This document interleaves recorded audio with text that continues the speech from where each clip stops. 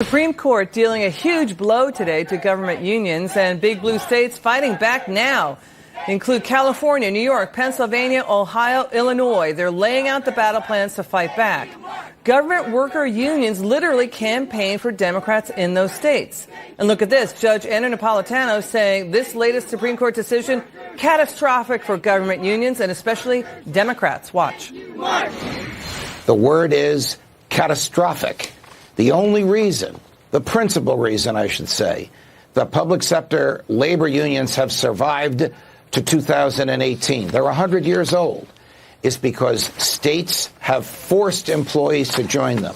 Without the compulsion of law forcing members to join unions, the unions will be required to offer benefits so that people will voluntarily join. I don't know that they have the financial wherewithal to do this. If you look at it from Republican versus Democrat, as you were just discussing with Andy McCarthy, because of some crazy phenomenon where blue-collar union members tend to be more Republican, but their labor union leaders tend to be more Democratic. This is catastrophic for the Democrats. Let's bring in California attorney Harmeet Dhillon joins me now. Good to see you, Harmeet. So yes. Is the judge right? Will this change the political landscape? Definitely, and particularly so in the blue states that you mentioned. California is number one on that list. I'm sitting here in California where there is this very unhealthy symbiotic/parasitic relationship between the public sector labor union bosses and Democratic politicians in Sacramento that end up driving up our cost of living, our pensions. Everything here in California has become more expensive and difficult because of the unions.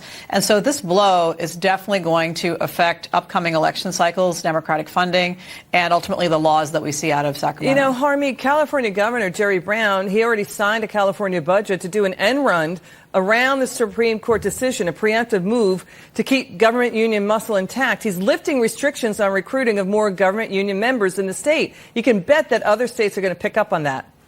No doubt. In fact, it's actually a mandatory sort of orientation session for new public sector union members. But on top of that, there are bills being proposed on getting sent to his desk that would include having a waiting time period before you could opt out of the union, having union bosses decide whether to approve your application to opt out of the union, and other things like that. You know, the Democrats say, hey, this is a bad decision. It shows the system is rigged against the middle-class worker. The taxpayer out there, Harmeet, is saying, wait a second, the system is rigged against us. There are 63,000. Listen, we want government pensions for the police and the firemen and the good teachers out there. We're talking about 63,000 government state workers in Illinois, Harmeet, who get six-figure pensions. One guy gets $500,000. You're talking university, school doctors getting $400,000 a year in pensions. That's amateur hour. Something's not right. That's amateur hour, Liz. I mean, I can tell you 100 horror stories worse than that here in California. This is a First Amendment case. And the reality is this is about the government compelling speech from people who don't want their dollars used for that purpose. It doesn't mean unions can't advocate for that. It doesn't mean that if public sector workers want to unionize and want those unions to lobby, they can do that. They just can't do it at the point of a gun. Harmeet Dhillon, come back. We love having you on the show. We'd love to talk to you more. Thank you so much. Okay.